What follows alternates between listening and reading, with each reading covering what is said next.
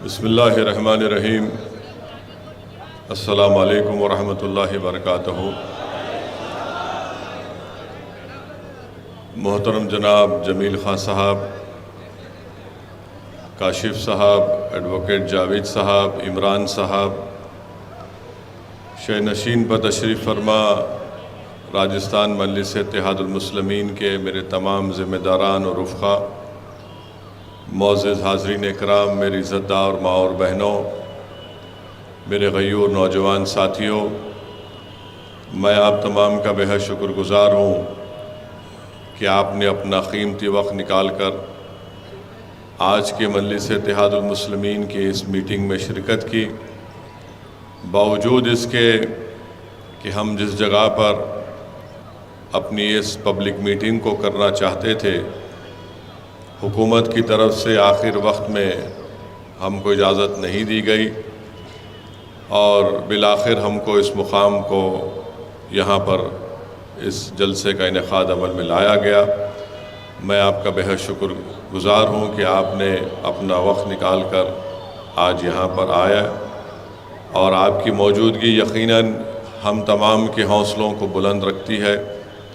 और जैसा कि अभी जमील ख़ान साहब ने आपसे कहा कि मजलिस इत्तेहादुल मुस्लिमीन राजस्थान की इस सरज़मीन पर अपने सियासी सफ़र का आगाज़ कर चुकी है और मुझे यकीन है कि आप तमाम बुज़ुर्गों की, हमारे माँ और बहनों की, नौजवानों का साथ मिलेगा, आपकी दुआएं मिलेंगी। मेरे अज़ीज़ दोस्तों और बुज़ुर्गों, मैं आपसे सिर्फ यही बताना चाहता हूँ कि बरसों से हमारे मुस्लिम अक़लियत के ज़िम्मेदारों ने, बुज़ुर्गों ने, आप तमाम ने यहाँ पर कांग्रेस का साथ दिया।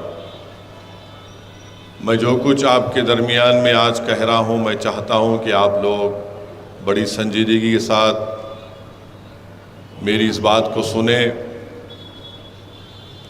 और जब आप वापस अपने अपने घर या मुकामात को तशरीफ़ लेकर जाएंगे तो आप मेरी इन बातों पर थोड़ा ज़ोर डालकर सोचिए और एक अच्छा फ़ैसला लीजिए।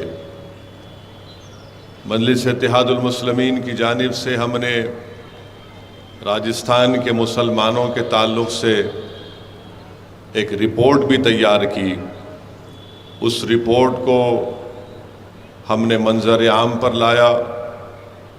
यहीं जयपुर में माह रमज़ान में इस रिपोर्ट को रिलीज़ भी किया गया था, जिसमें एक्सपर्ट्स और माहिरीन ने उस रिपोर्ट को तैयार किया। वो रिपोर्ट इंटरनेट पर दस्तयाब है। मैं नौजवानों से, बुज़ुर्गों से अपील करूँगा कि आप उस रिपोर्ट को ज़रूर पढ़ें। वो रिपोर्ट ये बताती है कि राजस्थान में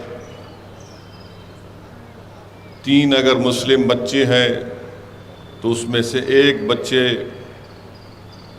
का वज़न अंडरवेट है, यानी 3 मुस्लिम बच्चों में से 1 मुसलमानों का बच्चा या बच्ची अंडरवेट है।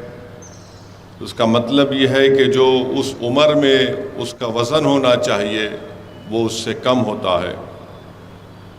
दूसरा, उस रिपोर्ट में ये बात सामने आई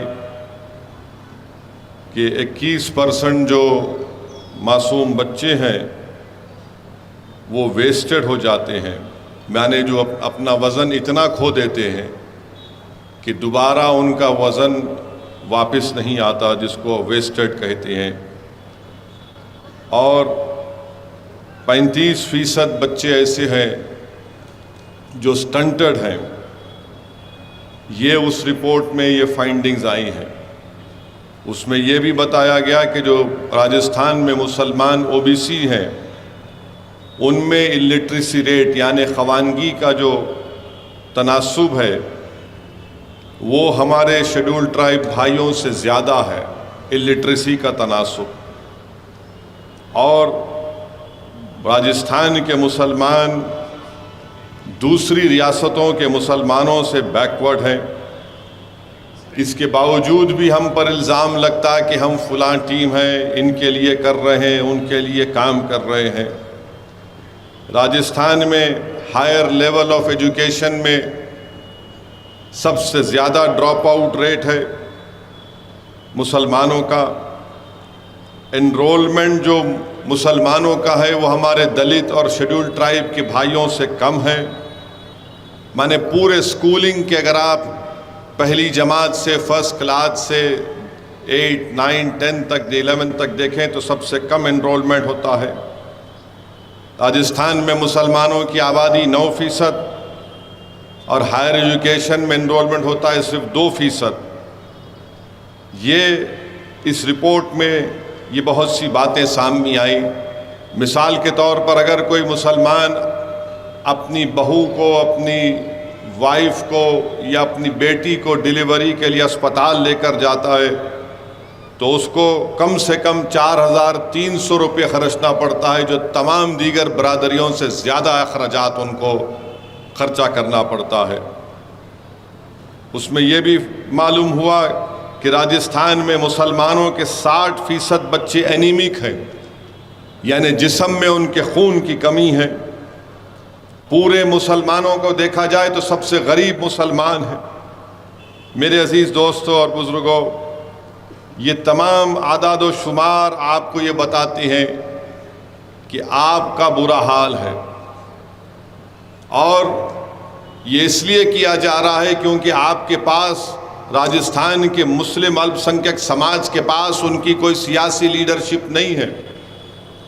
अगर आपकी सियासी लीडरशिप होगी, आपकी एक आज़ाद सियासी लीडरशिप होगी, तो यकीनन ये तमाम तकालीफ का सामना आपको नहीं करना पड़ेगा, क्योंकि आपकी एक आवाज़, एक सियासी नेता होगा, लीडरशिप होगा जो इन नाइंसाफ़ियों के ख़िलाफ़ आवाज़ उठाएगा। मगर आपके पास, आप बोलेंगे कि नहीं हमारे पास 9 मुस्लिम एमएलए हैं, ये 9 रतन है, ये लीडर नहीं है आपके। ये तमाम के तमाम 9 रतन है, ये कभी मुंह नहीं खोल सकते। इनकी ज़बानों पर अशोक गहलोत का ताला लगा हुआ है। जुनैद नसीर को, जुनैद और नसीर के वाक़े में उनको किडनैप करके हरियाणा ले जाकर जिंदा जला दिया गया। ये 9 रतनों में इतनी हिम्मत नहीं थी कि जुनैद और नसीर के बारे में कुछ बोल सके। जाना तो दूर की बात, मुझे यहाँ से जमील खान ने फ़ोन किया, इमरान साहब ने कहा कि सर आपको आना पड़ेगा, घाटमीठा जाना है। हमने कहा आएंगे। मैं गया जुनैद और नसीर के गांव को, वहाँ पर मुलाकात, उनके घर वालों से मुलाकात हुई। मुख्यमंत्री को बार बार याद दिलाना पड़ा अशोक गहलोत साहब को कि आप जाइए। बड़ी मुश्किल से वहाँ पर पहुँचे। अब जुनैद नसीर के पास आप देखिए कि उसमें भी डिस्क्रिमिनेशन, उसमें भी तासुबियत का मुजाहरा किया गया। कन्हैया लाल की मौत हुई, हम उसकी मजम्मत करते हैं, कंडेम करते हैं। कन्हैया लाल को मारने वाले टेररिस्ट हैं, मैं मानता हूँ।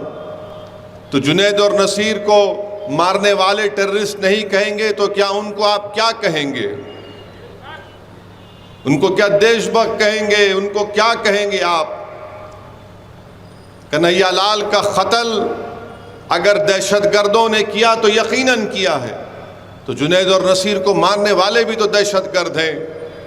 मगर मुख्यमंत्री से पूछा गया कि कन्हैया लाल की मौत पर 50 लाख और जुनैद और नसीर की मौत पर 15 लाख क्यों? तो कहा नहीं, कन्हैया लाल को दहशतगर्दों ने मारा, आतंकवादियों ने मारा। मुझे समझ में नहीं आया अशोक गहलोत साहब, आपके पास आतंकवादी का डेफिनेशन क्या है? इंसान तो इंसान होता है, चाहे वो किसी समुदाय का हो, किसी मज़हब का हो, किसी ज़ात का हो, इंसान का कत्ल हुआ है। मगर उस पर भी आप देखते हैं कि कांग्रेस की सरकार ने एक दोहरा रुख अख्तियार किया। मैं राजस्थान के मुसलमानों से पहले भी कहा और आज भी कह रहा हूँ कि आपको और हमको सबक हासिल करना चाहिए हमारे गुज्जर भाइयों से, जिनकी आबादी मुसलमानों के बराबर है, मगर वो मुत्तहिद हैं। उनकी एक सियासी आवाज़ है, उनको रिजर्वेशन की लड़ाई किरोड़ी सिंह बैंसला ने लड़ी। मैं उनको सलाम करता हूं कि उन्होंने अपनी पूरे समुदाय को एक जगह जमा किया, और जब कभी भी उनके मुतालिबात को, उनकी डिमांड्स को सरकारें नहीं सुनती तो रोड पर निकल कर आते उनके एक इशारे पर लोग। यही मैं चाहता हूं कि आप अगर मुझे पसंद नहीं करते तो कोई बात नहीं, मगर कम से कम अपने लिए तो कोई इंतज़ाम करो। ये कब तक चलेगा कि सिर्फ तुम वोट डालने वाले बनोगे और तुम्हारे मसाइल, तुम्हारी तकालीफ, तुम्हारी नाइंसाफियों का कोई हल नहीं निकलेगा। दूसरे समुदायों का, दूसरे बिरादरियों का हल निकलता है,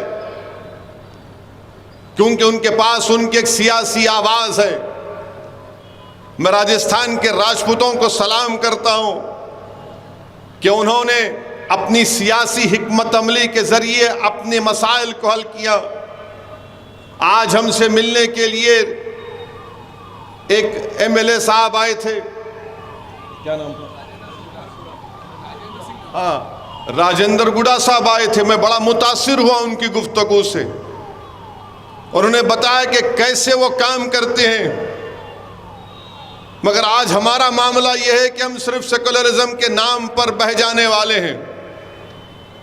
कोई भी सियासी जमात आकर आपको सेकुलर कहेगी तो आप पानी पानी हो जाते हैं। मगर यह भी तो देखो कि आपको हासिल क्या हो रहा है। आज चुनाव है तो सब आप की बात करेंगे, मगर मुस्तकबिल में क्या होगा फिर?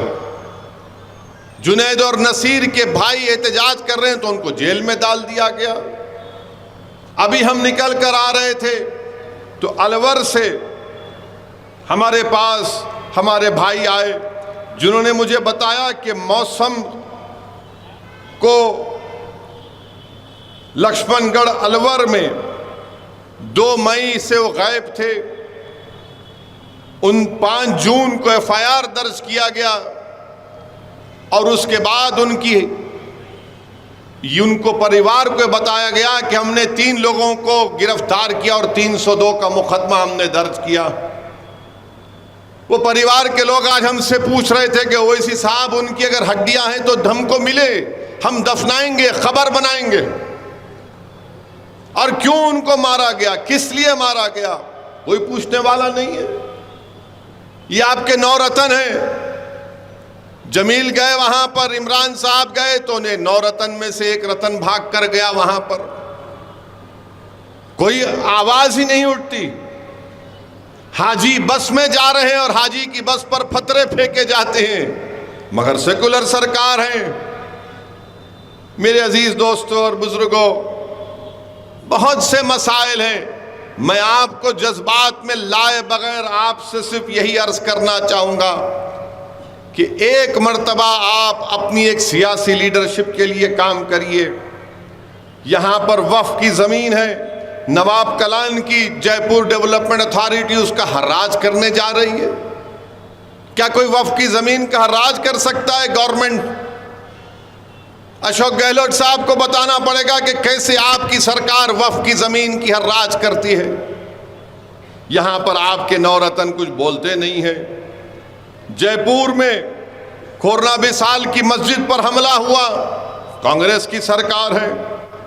अलवर में मस्जिद पर हमला हुआ, कांग्रेस की सरकार है। यहाँ पर संगानगर एरिया में मुस्लिम हॉस्टल के लिए ज़मीन दी गई। इतनी ताकतवर अशोक गहलोत की सरकार है कि बीजेपी के विधायक ने उसकी मुखालिफत की, वो ठंडे बस्ते में डाल दी गई। खुद इनके कांग्रेस के पार्षद पर मुकदमे बुक हो जाते हैं। मेरे अजीज दोस्तों और बुजुर्गों, इसीलिए हम आपसे अपील कर रहे हैं कि मेरी इन बातों पर गौर करिए। आप याद रखिए कि भारत की राजनीति की तल्ख हकीकत यह है कि जिसके पास उसका सियासी नेता होगा उसी की आवाज को सुना जाएगा। अगर आप ये समझ रहे हैं कि नहीं कांग्रेस है, कांग्रेस है, अरे कांग्रेस मुंह नहीं खोल सकती। कांग्रेस को सिर्फ धोखा देना आता है मुसलमानों को। अब आप बताइए कि रिजर्वेशन क्यों नहीं दिया जाता मुसलमानों को? मुसलमानों की रिजर्वेशन देने के लिए एक सर्वे हो रहा था, उस सर्वे को रोक दिया गया। क्यों बीजेपी ने इनको डराया कि सर्वे कराएंगे, तो अशोक गहलोत ने सर्वे को रुका दिया। और यही कांग्रेस के नेता कर्नाटका के इलेक्शन में कहते हैं कि ओबीसी का सर्वे होना चाहिए। अरे अगर ओबीसी का सर्वे होना चाहिए तो हम भी चाहते हैं, मगर राजस्थान में जो मुसलमान ओबीसी, उनका सर्वे क्यों नहीं होगा? उनका सर्वे होना चाहिए। अब आप बताइए कि यहां पर हमारी कई बिरादरियां हैं, मुस्लिम मिरासी हैं, इनका एक ऑफिसर नहीं है, एक एमएलए नहीं है, एक सरपंच नहीं है। 2021 में राजस्थान के हाईकोर्ट ने कहा कि इनके एप्लीकेशन पर गौर करके फैसला लो, मगर कांग्रेस की सरकार फैसला नहीं लेती। आप बताइए कि मगनियार है, लंगा है, दादी है, दमानी है, बैती है, बारात है, नागरची है, मेवाती है, मेयो है, इस पर ना तो मोदी बात करते हैं, ना राहुल बात करते हैं, ना अशोक गहलोत बात करते हैं। इनको रिजर्वेशन क्यों नहीं दिया जाता?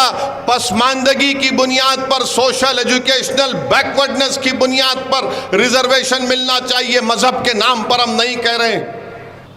मैं रिजर्वेशन की बात आपसे कर रहा था।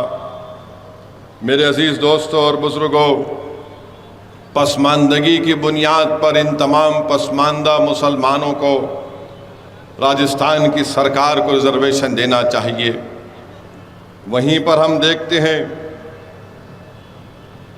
कि ऐसे राजस्थान में 38% मुसलमान नौजवान ऐसे हैं, ना तो रोज़गार में हैं, ना उनको कोई तालीम या ट्रेनिंग दी गई, यानी कोई उनके पास हुनर नहीं है और सरकार को इसकी कोई फिक्र नहीं है। तो इसीलिए मेरे अजीज़ दोस्तों और बुज़ुर्गों, मेरी आप तमाम से अदबन गुजारिश है कि आप मजलिस इत्तेहादुल मुस्लिमीन को मजबूत करिए। और मैं आपको बताना ज़रूरी समझता हूँ कि इंशाअल्लाह ताला जब दिसंबर के महीने में असम्बली के इंतखाबात होंगे तो इंशाअल्लाह ताला जयपुर हवा महल विधानसभा से मजलिस इत्तेहादुल मुस्लिमीन जनाब जमील खां को अपना उम्मीदवार बनाकर उतारेगी। मेरी आपसे गुजारिश है कि आप जमील साहब की तायीद करिए और इंशाअल्लाह ताला मैं ख़ुद आऊँगा हवा महल में, उस विधानसभा में आकर जितना हो सके फ़र्दन वहाँ की आवाम से, जनता से हम मुलाकात करेंगे और मजलिस के पैगाम को आवाम के घर तक पहुँचाएँगे। मगर मेरी तमाम मजलिस के रुफ़ाओं से अपील है कि आप असम्बली इलेक्शन की तैयारी में लग जाइए। और भी बहुत से विधानसभाएँ, वहाँ से भी इंशाअल्लाह ताला अनक़रीब में मैंने हमारे इरफान साहब से, इमरान साहब से, जावेद से भी कहा कि सिक्कर में, गामा में, जहाँ पे भी आप तो बड़ी बड़ी मजलिस की मीटिंग्स करवाइए, मैं वहाँ पर आऊँगा और फिर इंशाअल्लाह ताला वहाँ से भी हम अपने कैंडिडेट्स को, उम्मीदवारों को मैदान में उतारेंगे। ये बहुत ज़रूरी है कि राजस्थान की विधानसभा में आपके वोटों से मुंतखब होकर आपके नुमाइंदे जाएं, आपके एमएलए जाए, ताकि वो आपकी आवाज़ में हुकूमत वक्त के सामने इन नाइंसाफ़ियों के ख़िलाफ़ आपकी तकालीफ़ का हल तलाश करें। मेरे अज़ीज़ दोस्तों और बुज़ुर्गों, दूसरी बात हमारे देश में ये होती है कि अपोजिशन यूनिटी होना चाहिए, अपोजिशन यूनिटी होना चाहिए। पटना में एक मीटिंग हुई, अब वो पटना की मीटिंग में महाराष्ट्र से शरद पवार साहब जिस शख्स को लेकर आए थे, प्रफुल्ल पटेल, आज प्रफुल्ल पटेल बीजेपी से जाकर मिल लिए। आप बताइए कौन सी अपोजिशन की मीटिंग है ये? जिसको आप बुला रहे हैं, जो आपके साथ बैठकर बातें कर रहा है, वो चंद दिन के बाद आज बीजेपी की तायीद करता है महाराष्ट्र में। मगर इसके बावजूद भी कांग्रेस के लोग सेकुलरिज्म का सर्टिफिकेट बांटते हैं कि ये सेकुलर है, ये कम्युनल है, ये बी टीम है, वो फुला टीम है। हम कांग्रेस से और ये तमाम नाम निहाद सेकुलर पार्टी से कहना चाहेंगे कि कभी अपने गिरबान में झांक कर देख लो। तुम्हारी तारीख भरी पड़ी हुई है कि तुमने कैसे कैसे धोखे दिए हैं। आज तुम जिसको बुलाते हो उसी की पार्टी का आदमी बीजेपी के गोद में बैठा है, मोदी के गोद में बैठ जाता है। अब आप बताइए, फिर मजलिस पर इल्जाम लगाते हैं हमको नहीं बुलाया गया। क्यों नहीं बुलाया गया? क्योंकि मजलिस इनके सामने सच्चाई को बयान करती है। आज आप मीडिया में देखिए कि हर अपोजिशन पार्टी के नाम निहाद सेकुलर पार्टी के लोग रो रहे हैं कि बीजेपी ने राष्ट्रवादी कांग्रेस के एमएलए को तोड़ दिया। आपके 40 एमएलए टूटकर भाग गए तो वो गलत है, मगर बिहार में मजलिस के 4 एमएलए को आपने खरीद लिया तो वो सच है। बिहार में हमने अपने खून पसीने से सीमांचल की सरजमीन पर वहां की आवाम पर लाखों सलाम, उन्होंने मेहनत की और मजलिस के 5 एमएलए को कामयाब किया। तो यही लालू और नीतीश और ये कांग्रेस के लोग मिलकर 4 मजलिस के एमएलए के ज़मीर को खरीद लिए। और जब उनसे पूछा गया ये क्यों हुआ तो कुछ नहीं बोले। आज वो काम बीजेपी महाराष्ट्र में करती है तो ये तमाम के तमाम मीडिया में आकर रो रहे हैं, पुकार रहे हैं। याद रखो, अगर बिहार में जो मजलिस के एमएलए से हुआ गलत है तो फिर महाराष्ट्र में जो हुआ वो गलत होगा। नहीं तुम करोगे तो अच्छा और दूसरा करेगा तो गलत। ये इनका नाटक है, ये इनकी पॉलिसी है कि मीटिंग में जिसको बुलाकर बिठाती है। आज प्रफुल्ल पटेल साहब बीजेपी की तायीद कर रहे हैं, ये तुम्हारा अपोजिशन यूनिटी है। अरे छोड़ो, ये सर्टिफिकेट बांटने की दुकान बंद करो। तुमको अगर बीजेपी को रोकना है तो आइडियोलॉजी की बुनियाद पर रोको।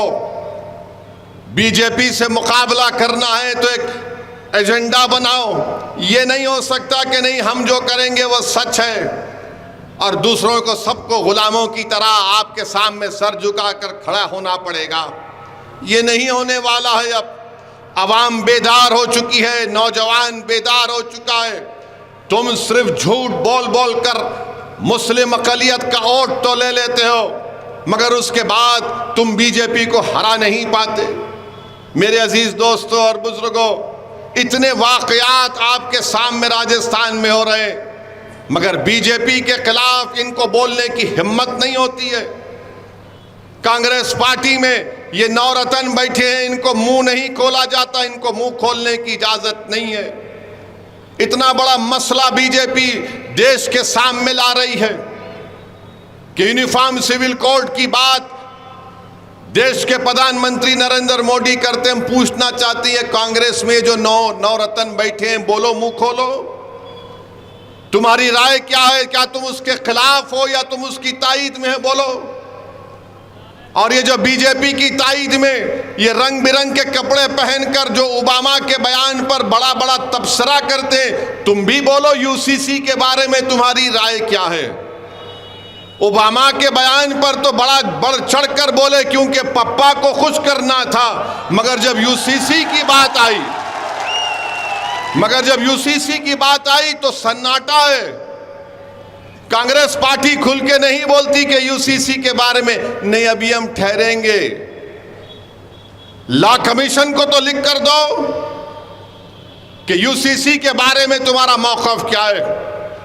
पहले लॉ कमीशन की रिपोर्ट थी, चौहान साहब उसके चेयरमैन थे, मजलिस ने लिख कर दिया कि मुखालिफत करते हैं। हम यूसीसी की मुखालिफत इसलिए करते हैं क्योंकि भारत में प्लुरलिज्म और भारत का सेकुलरिज्म पूरे विश्व में एक अलग है। आज हम हमारे हिंदू भाइयों से भी अपील करना चाहेंगे कि 10 लाख हिंदू घराने ऐसे हाउस होल्ड हैं जो हिंदू अनडिवाइडेड फैमिली में उनको टैक्स रिबेट मिलता है। 2015-16 के इनकम टैक्स कर डेटा बताता है कि 3000 करोड़ आपको टैक्स रिबेट मिला। जो देश के प्रधानमंत्री आज यूसीसी की बात करते हैं, क्या हमारे हिंदू भाई हिंदू अनडिवाइडेड फैमिली के टैक्स रिबेट को छोड़ने तैयार हैं? उनको फैसला करना पड़ेगा। देश के प्रधानमंत्री बोलते हैं कि एक घर में 2 कानून कैसे होंगे। देश के प्रधानमंत्री आपको जो लिख कर दे देते हैं आप पढ़ देते हैं। मैं जानता हूं कि आप बहुत पढ़े लिखे हैं, इस पर कोई इनकार नहीं है। देश के प्रधानमंत्री के पास वो डिग्री है जो किसी नागरिक के पास नहीं है। देश के प्रधानमंत्री के पास एंटायर पॉलिटिकल साइंस की डिग्री है।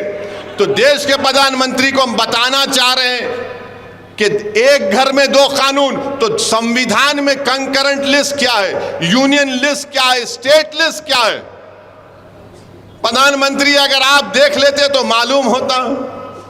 नहीं, एक घर में दो कानून कैसे चलेंगे? प्रधानमंत्री union list, state list, concurrent list. प्रधानमंत्री को सिर्फ 44 से मोहब्बत है। प्रधानमंत्री ये जानते नहीं है या नहीं जानते नहीं मालूम कि डायरेक्टिव प्रिंसिपल 19 है, और उस 19 में शेल एंडेवर का वर्ड सिर्फ यहां पर इस्तेमाल हुआ। एंडेवर के माने क्या है अंग्रेजी में? कि कोशिश करो। यहां पर प्रधानमंत्री वो भी उसको चाप लेते हैं। डायरेक्टिव प्रिंसिपल में शराब का पाबंदी आयत की बात की गई। बंद कर दो शराब। जितने जयपुर में शराब की दुकानें हैं पूरे बंद कर दो। जितने दिल्ली में, मुंबई में है पूरे बंद कर दो। अच्छा, नहीं बंद कर सकते तो ये कह दो कि जुमा और हफ्ते के दिन बंद करेंगे। तो अगर जुमे और हफ्ते के दिन बंद करेंगे तो रोड पर लोग निकल कर आ जाएंगे कि हमको विड्रॉल सिम्टम्स हो रहे हैं, हमको कुत्ते की पेशाब पीने की आदत है, हम पीना चाह रहे हैं। वो डायरेक्टिव प्रिंसिपल की बात नहीं होती। डायरेक्टिव प्रिंसिपल में यह भी है संविधान में कि भारत की दौलत सब में बराबर बांटी जाए। मगर भारत की दौलत किसके पास है? भारत की दौलत किसके पास है बताता हूं आपको। माने भारत की दौलत के बारे में अगर आप देखेंगे तो आपको जानकर तकलीफ होगी कि हमारे देश की दौलत कितने लोगों के पास है। 50 लोग, 55 लोगों के पास 60% भारत की दौलत है। प्रधानमंत्री तो आप तो गरीब परिवार से आए, आप तो चाय बेच कर आए ना, तो गरीबी का एहसास आपको है। मगर पूरी दौलत इनके पास है, मगर प्रधानमंत्री उस पर बात नहीं करेंगे। डायरेक्टिव प्रिंसिपल में यह भी है सिर्फ 44। भारत के प्रधानमंत्री को जानना चाहिए कि यह भारत है, यह भारत है। यहां पर प्रधानमंत्री बात करते समानता के लिए। प्रधानमंत्री, समानता, अनेकता अलग चीज है। ये देश मुख्तलिफ रंग का है, इसलिए नेहरू ने कहा था कि भारत क्या है? भारत एक रजाई की तरह है। नेहरू ने कहा था जिसमें रंग बिरंग के कपड़े लगे हुए, ये भारत की खूबसूरती है। भारत के प्रधानमंत्री समानता की बात करते हैं। मेरे देश के प्रधानमंत्री को कोई समझाए जाकर के समानता और अनेकता अलग अलग चीज है। भारत के प्रधानमंत्री को समझना चाहिए कि नॉर्थ ईस्ट में संगमा चीफ मिनिस्टर हैं, मेघालय के, उन्होंने तनकीद की, बीजेपी के साथ हैं कि इस देश में यूनिफॉर्म सिविल कोड लाया जाएगा तो मेघालय, नागालैंड, नॉर्थ ईस्ट में लोग रोड पर निकल कर आ जाएंगे। आसाम में, नॉर्थ ईस्ट में आप बीजेपी आरएसएस से पूछो कि मुसलमान एक से ज्यादा शादी करता। अरे रिकॉर्ड है तो बताओ रिकॉर्ड है तो कि हम कितनी शादियां करते हैं और हमारे हिंदू भाई कितनी दूसरी शादियां करते हैं। सिर्फ 0.6% का फर्क है जो लास्ट डेटा बनाया गया था, एक शादी से ज्यादा का। मगर बीजेपी के पास नहीं, बोल दिया इनको कि मुसलमान बहुत। अरे कहां है डेटा बताओ। नॉर्थ ईस्ट में पॉलीगमी नहीं, पॉलीएंड्री भी होती है। पॉलीएंड्री का मतलब क्या है कि एक खातून कई मर्दों से शादी करती है। खत्म करेंगे बीजेपी आरएसएस वाले पॉलीएंड्री को। आर्टिकल 371 के अख्तियारात को खत्म करेंगे आप, उस पर कोई बात नहीं करते। भारत के प्रधानमंत्री को जानना चाहिए कि अंग्रेजी का जो वर्ड है, देश अब तक मजबूत रहा क्यों? यूनिटी एंड डाइवर्सिटी के नाम पर। मगर नरेंद्र मोदी देश को 2 मिनट नूडल की तरह चलाना चाहते हैं। 2 मिनट में नूडल बनता ना हो, खोलो डालो गरम पाक खा लो। देश के प्रधानमंत्री, ये भारत है, 133 करोड़ का देश है, इसको 2 मिनट नूडल की तरह नहीं चला सकते आप। और फिर आप जानते हैं कि ये महाद्वीप है, भारत नहीं है, महाद्वीप है ये। यहां पर आप यूसीसी की बात करते हैं, क्या ये बात सच नहीं है कि जमींदारी अबॉलिशन हो गया, मगर हमारे हिंदू बेटियों को एग्रीकल्चर लैंड नहीं दिया जाता, उसका प्रोटेक्शन संविधान के 6 शेड्यूल में डाल दिया गया। निकालेंगे क्या उसको, आप बताइए हमको। भारत के प्रधानमंत्री कहते हैं एक घर में 2 कानून क्यों? तो भारत के प्रधानमंत्री, मैं आपको चैलेंज कर रहा हूं, ये 20 तारीख को जो पार्लियामेंट आ रहा है, आप एक कानून बना दो कि जितने इंडस्ट्रियलिस्ट हैं, चाहे बड़े बड़े हों, वो अगर उनमें बिजनेस का कोई कॉन्फ्लिक्ट होगा, कोई झगड़ा होगा, तो वो अपना झगड़ा भारत के कानून के तहत हल करेंगे, ना कि सिंगापुर में आर्बिट्रेशन को जाएंगे। बड़ी बड़ी कंपनियां जो करोड़ों रुपया का कॉन्ट्रैक्ट करती हैं, अरबों रुपये का, अगर उनमें इख्तलाफ या झगड़ा होता है तो सिंगापुर के आर्बिट्रेशन को मानते, भारत के कानून को नहीं मानते। बताइए प्रधानमंत्री, देशभक्ति कहां चले गई? देशभक्ति कहां चले गई आपकी? आर्बिट्रेशन सिंगापुर का होगा, देश का नहीं हो सकता क्या? आप बैन लगा दीजिए, सिंगापुर का आर्बिट्रेशन नहीं, देश का होगा। आप बताइए मेरे अजीज दोस्तों और बुजुर्गों, यूसीसी क्यों लाना चाहती हैं? यूसीसी क्यों लाना चाहती हैं? अरे हम जब बात किए हम इसके खिलाफ हैं, तो बीजेपी के चीफ मिनिस्टर बोल दिए ओवैसी जिन्ना की जहनियत का है। मैं उस शख्स को कहना चाह रहा हूं कि तुम में इतनी इंटेलेक्चुअल कैपेसिटी नहीं है, तुम मेरे दिमाग का मुकाबला नहीं कर पाओगे। तुमको बचपने से सिर्फ 3 चीजें डाली गई। क्या डाली गई? दाढ़ी वाला दिखा जिना, या मुगल, या हिजाब, बस। चौथा तुमको आता ही नहीं है। अरे दुनिया को खुलकर देखो, ये तुम्हारे दिमागों पर जो निकाब है ना, निकालो नफरत का। 75 साल की आजादी का अमृत उत्सव मना रहे हैं, मुसलमान दिखते कि जिन्नावादी है, तुम क्या गोडसेवादी हो?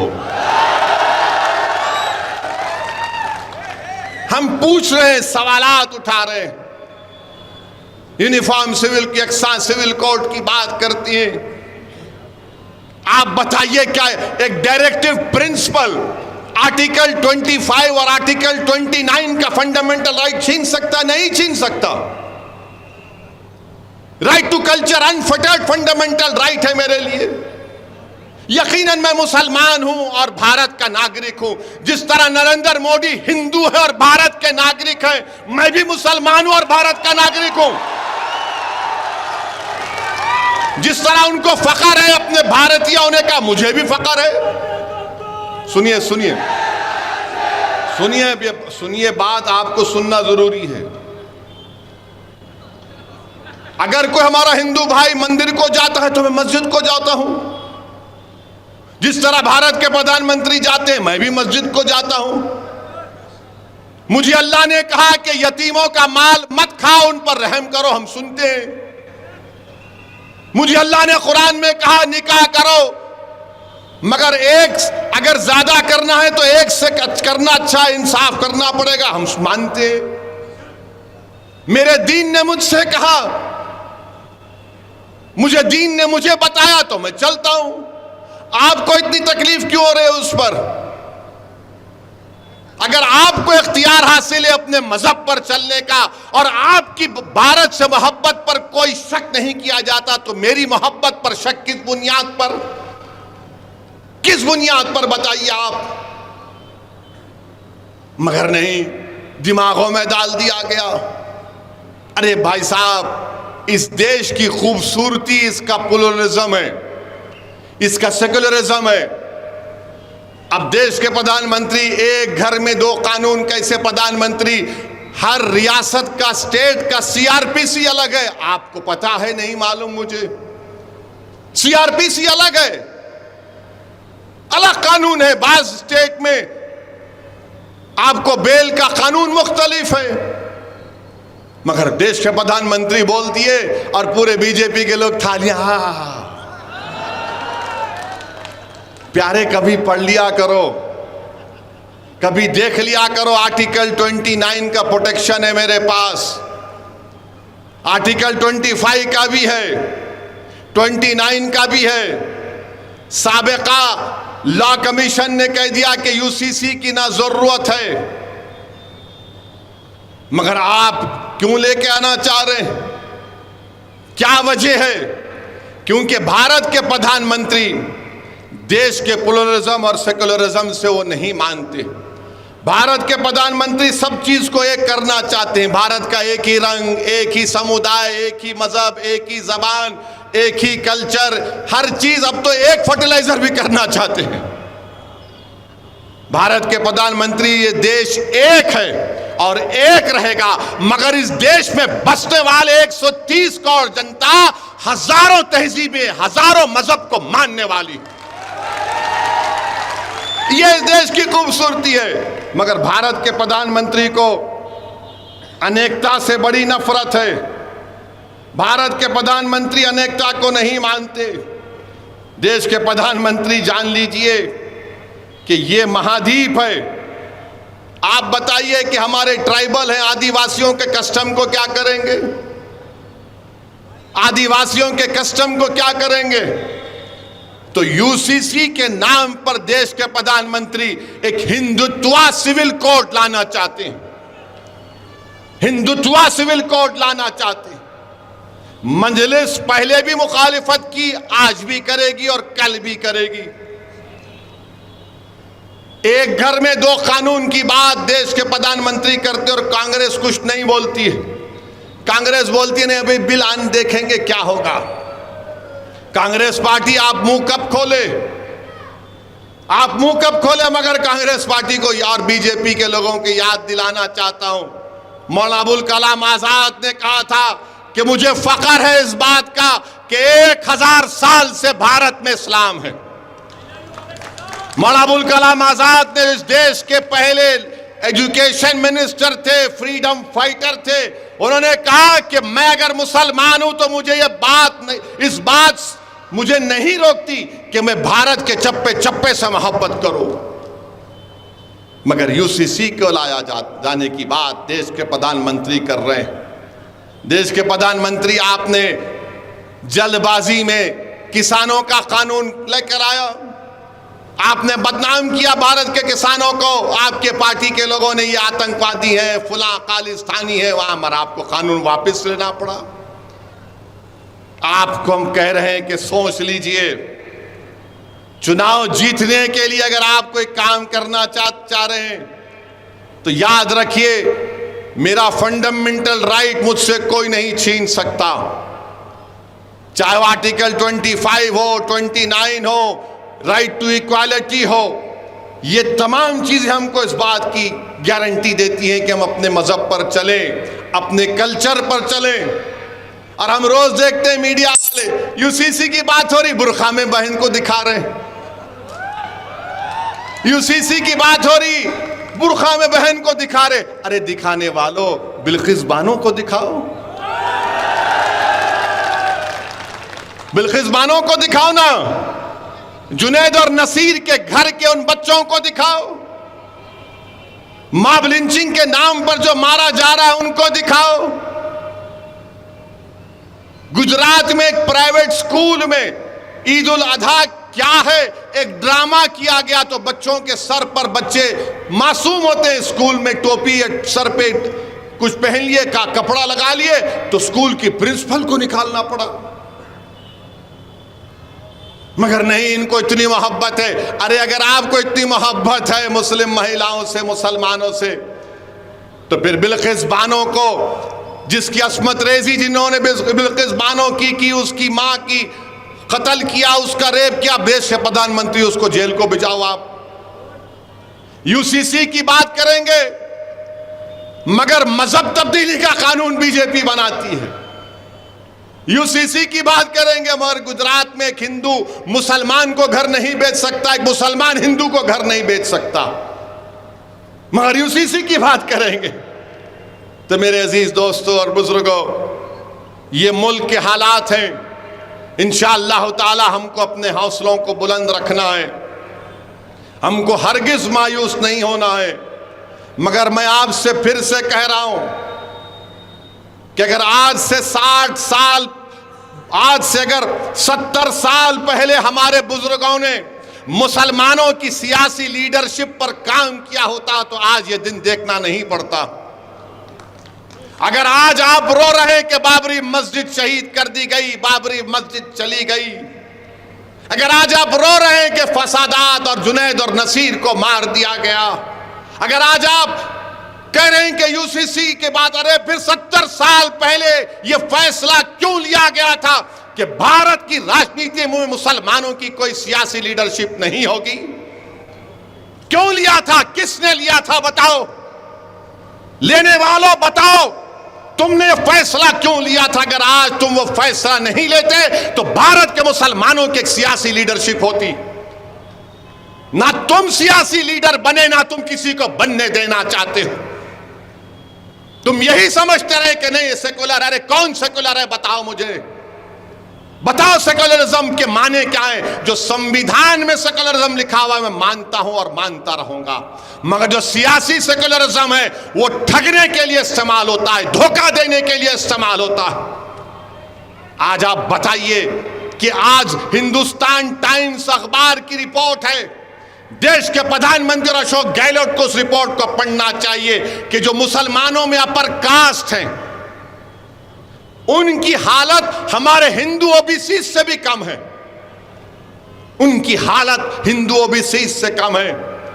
मगर आज वो लोग आएंगे, चुनाव जैसा आएगा तो बोलेंगे नहीं ओवैसी सिर्फ जज्बाती तकरीर करता है। अरे मैं तकरीर करता हूं तो फैक्ट सामने रखता हूं, सच्चाई को सामने रखता हूं,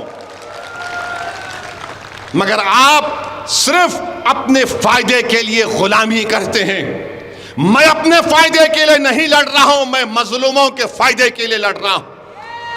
अगर मुझे अपने फायदे के लिए करना होता तो मैं हैदराबाद से निकलकर राजस्थान नहीं आता। अगर मुझे अपने फायदे के लिए करना होता तो मैं हैदराबाद से निकलकर जुनैद और नसीर के घर को नहीं जाता। अगर मुझे अपने फायदे के लिए करना पड़ता तो भारत के कोने कोने में नहीं जाता मैं। अगर मुझे अपने फायदे के लिए करना होता तो मेरी गाड़ी पर 6 गोलियां चलाई गई, मैं घर में बैठ जाता, मगर मैं नहीं बैठा। तो मैं ये इसलिए नहीं कह रहा हूं कि आपसे थाली या सीटी की दाद हासिल करूं। मैं तुम्हारे थालियों का तारीफ का मोहताज नहीं हूं, मैं अल्लाह का मोहताज था और अल्लाह का मोहताज रहूंगा। मैं आपको सिर्फ ये बता रहा हूं, मैं बता रहा हूं कि फर्क को महसूस करो, तुम फर्क को महसूस करो। नौजवानों, मुस्तकबिल तुम्हारा है, मुस्तकबिल आपका है, हमारे नौजवान बेटियों का, बेटों का मुस्तकबिल है। जो लोग 60 साल के हो गए उनका मुस्तकबिल नहीं है। जो 18 साल के हैं, 22 साल के, 25 साल के, कल तुम भारत को लेकर आगे बढ़ोगे। भारत के फैसले तुम्हारे कंधों पर रखकर किए जाएंगे। अगर तुम तैयार नहीं होगे तो फिर क्या होगा? तुम सिर्फ अगर थाली मारोगे और सेकुलरिज्म के नाम पर कोई मौलाना मस्जिद में बोल देंगे चुनाव आ रहे हैं, सेकुलर पार्टी को वोट दे दो, उसके बाद क्या होता है? चुनाव हो जाते और जुल्म जारी रहता, जुल्म खत्म नहीं होता, नाइंसाफी खत्म नहीं होती। अरे 75 साल हो गए देश को आजाद होकर। भारत को अगर ताकतवर बनाना है तो भारत में सबसे कमजोर दलितों के बाद अगर कोई है तो मुसलमान है। भारत सुपर पावर उसी वक्त बनेगा जब कमजोर ताकतवर बनेगा और मुसलमान और दलित आदिवासी ताकतवर बनेंगे। वो कब होगा? जज्बाती तकरीर से नहीं, थालियों से नहीं, जब तुम अपने दिलो दिमाग में इस बात को ठान लोगे कि चाहे कुछ भी हो जाए, अब मैं अपनी लीडरशिप को बनाऊंगा, मैं हारने से नहीं डरूंगा, मैं लड़ूंगा और कामयाब होऊंगा। अगर तुम हारने से डरोगे तो जिंदगी में तुम कभी कामयाब नहीं हो सकोगे। मैं अपनी जिंदगी का तजुर्बा तुम्हारे सामने रख रहा हूं। तुम हारने से डरना छोड़ दो। तुम हार को अपनी हार मत मानो, बल्कि कहो कि मुझे आगे बढ़ना। मेरे अजीज दोस्तों, बुजुर्गों, ये दुनिया में हम अगर हारेंगे तो आखिरत में तो कामयाब होंगे ना। अगर तुम हार के डर से बैठ जाओगे तो फिर कामयाबी तुम्हारे कदम को नहीं चूमेगी। अरे बहादुर वो लोग हैं जो नतीजे की फिक्र नहीं करते, मंजिल पर नजर रखकर जद्दोजहद करते हैं। आपको अपनी सियासी लीडरशिप बनाना है। एक मजलिस का जलसा जयपुर में नहीं होने के लिए पूरी अशोक गहलोत की सरकार परेशान हो जाती है। मुझे उसकी फिक्र नहीं है कि जलसा यहां पर हुआ, और भी होंगे, और भी होंगे, मैं आऊंगा। मेरा कोई काम नहीं है सिवाय मजलिस के काम करने के। मेरे अजीज दोस्तों और बुजुर्गों, कांग्रेस के लोग बड़ी बड़ी बातें कर रहे हैं, वो ऐसा ऐलान कर दिए, वो फुला कर दिए। अरे भाई साहब, क्या हमको नजर नहीं आता कि आपके पार्टी में क्या हो रहा है? आपकी पार्टी में कितने लोग तैयार बैठे हैं? आप ही के घर में कितने लोग मौके के इंतजार में हैं? हमसे भी बात करते हैं, हमने कहा अभी रुक जाइए, टाइम पर बताएंगे। मगर मेरे अजीज दोस्तों और बुजुर्गों, यकीनन इस मुल्क में फिरका परस्ती को रोकना है। यकीनन देश के इस सेकुलरिज्म को, इसकी खूबसूरती को, अनेकता को बरकरार रखना है। मगर ये जिम्मेदारी सिर्फ हम मुसलमानों की नहीं। अगर अशोक गहलोत के बेटे लोकसभा का चुनाव हार गए तो क्या वैसी जिम्मेदार है? मैं जिम्मेदार हूं, थोड़ा बताइए आप। अगर उनके एक साथी नाराज हैं तो क्या मैं जिम्मेदार हूं उसका? मेरे अजीज दोस्तों और बुजुर्गों, डराएंगे आपको बीजेपी का नाम लेकर, आपको डराया जाएगा। ये तमाम बातें कहकर ओवैसी का नाम लेकर तो डराते ही हैं, मगर आपसे अपील कर रहा हूं कि आप डरिए मत, आप सच्चाई का साथ दीजिए। मैं आपसे अपील कर रहा हूं कि यकीनन बीजेपी को हराएंगे, मगर बीजेपी को हराने का मतलब यह नहीं है कि मैं अपना घर जला दूंगा। बीजेपी को हराएंगे जरूर, मगर इसका यह मतलब नहीं है कि और जुनैद नसीर मारे जाएं। बीजेपी को जरूर हराएंगे, मगर इसका यह मतलब नहीं है कि और एक मौसम के जिस्म के चार चार टुकड़े हो जाएं। अरे कोई तो तुम्हारी आवाज को उठाए, कोई तो तुम्हारे लिए लड़े। अरे 3-4 दीवानों को कामयाब करो।